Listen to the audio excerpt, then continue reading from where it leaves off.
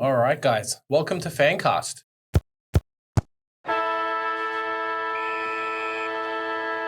Do we think that Nick Daicos has locked it in? Do we think maybe that, 3 or 4 weeks he's been out now? Do you think that's really affected his Brownlow chances? Or, hey, he's got enough three votes from earlier in the season? Who do we think is going to take home the Brownlow from here if we had to put a name to it? I would say I've been following the Brownlow pretty closely over the past.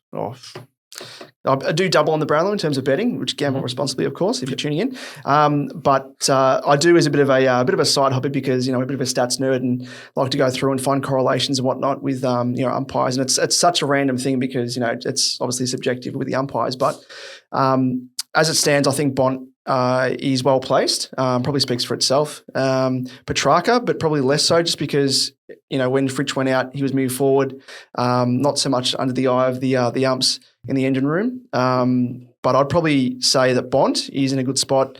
Butters is another one as well, who's I think the games that he's been killing it in, they're definite sort of 3-vote games, whereas I think Petrarca is probably more of a 2 to 3 maybe. Then there's like Max Gawn and stuff who could take some votes off him. But I think, Bont's in a good spot.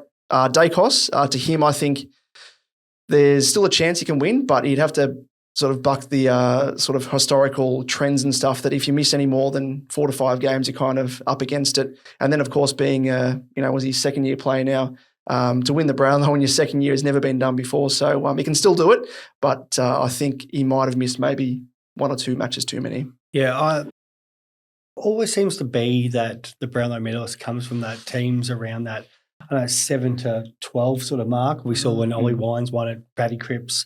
Not necessarily the top dominant team. It hasn't been there was a period there as we sort of started the decade where it more was, but I feel like recent times it's those players who aren't sort of doing it sole player in there, but the team still wins sort of 10, 11, 12 games, but they get the majority of votes each week. So I think that's where Bont falls into that category. Libba's probably not as good of a poller compared to maybe like a McRae has been, or somebody like that, or Bailey Smith could potentially, who's had poor years. So I think if you're giving votes, and Rucks don't usually take in them as much, outside maybe a Maxi Gawn, but even then, I think was his best year's probably about 20 votes. So I feel like it is Bont most weeks for the Dogs when they've had their wins. I think he's still in pole position. And then you kind of look at a couple of those other teams, like nobody's talking about anyone from St Kilda. They've won a lot of games this year, and so that could be a real surprise package, but it won't be Jack Steele. So does someone like a Brad Crouch, who no one's talking about, just get on this roll? And we saw, 4 years ago when Brayshaw came from nowhere. So that wouldn't surprise me if like a Brad Crouch was in that sort of top 5. And you've got a couple like even the Giants getting those winning streaks and stuff. So I think there'll be a couple of smokies there, but I still have it as Bont 1, Daicos 2, and we'll see how many votes Petrarca picks up while Clary was out. Yeah, or Zach Merritt getting everyone's votes when there's no Parish or anyone else to steal them. That's a good point. Yeah, you can't win it because of a tackle. Yep. No, I don't think Merritt's probably polled enough, consistently enough across the early part of the year, middle part of the year, but probably, and again, the last few weeks has been well held, I'd say. So I think he'll poll well, but I don't think he'll be at the top end, like the top end. I think, as you said, Bont probably the main one, the main challenge to Daicos. I think Daicos. The benefit for Daicos will be, I think there's probably more even spread at Collingwood. Not many players that necessarily take points off him, and that probably helps him. And I think to your point as well, Bont, Libba, McRae hasn't had a good year. I don't think there's as many players to take those points away from him. Maybe Tim English or someone as well. Yeah. But if he wasn't a ruck, that's the problem. Like rucks just don't hold that great. It's I know Harry Sheasel, he'd probably have a couple of 3-vote games, but be really interesting to see kind of where he polls. I think I'm on the Bont train. I think the guy's way too good. Obviously, from a Supercoach standpoint, we know how much he dominates, but just on field as well. I think we've seen with Fife and a few of these other players throughout the years, it's the guys that get noticed.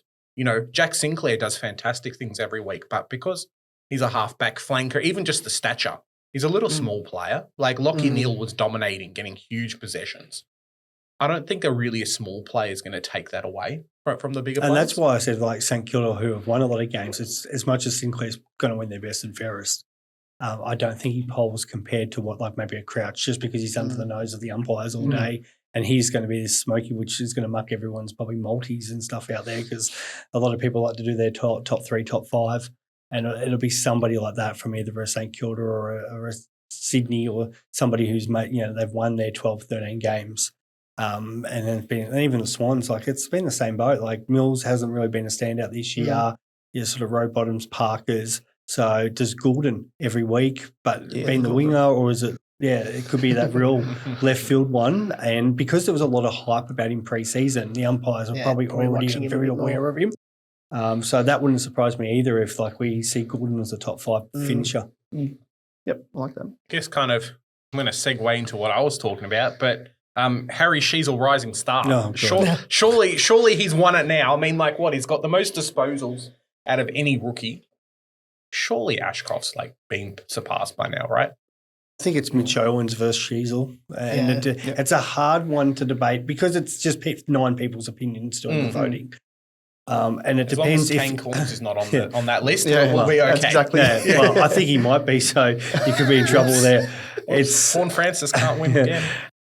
And it comes down to, do you think the first year player playing in a team that only has won 2 games and how difficult that is, and has got the most possessions ever from a first year player there, versus a player who's been vital in getting wins for a team that's in a top 8, and how much harder sometimes that can be to find your place and keep your place and have that effect.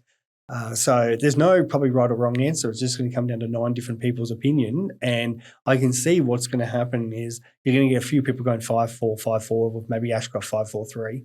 But there'll be somebody who's going to either leave Sheezel or Owens completely out, and that's going to be the difference in the end of the day. I think it's, but between Owens and Sheezel, I think, as of probably, a week or 2 after Ashcroft got injured, I still thought maybe it's up in the air. Ashcroft might have had a body of work to say that, he's a worthy winner. But I think now, and going to that record that he broke Sheezel as well with in terms of disposals, it's kind of hard to ignore a guy that's set new ground and not giving him the best first year youngster award. He's just so good, man. It's not, and I'm going to say this, and I want this to come across the way I mean it. I know what you're going to say too. Yeah.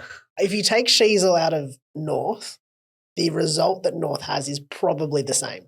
If you take Owens out of St Kilda probably maybe doesn't make the 8. Yeah. That's not to say that I think that Sheezel doesn't deserve to win. I think that's one thing that we need to factor in as well. Which is not Sheezel's fault. No, and it's not. No. But if Sheezel was in a better team, but 100%. And this is where it comes down to your opinion going. Yeah.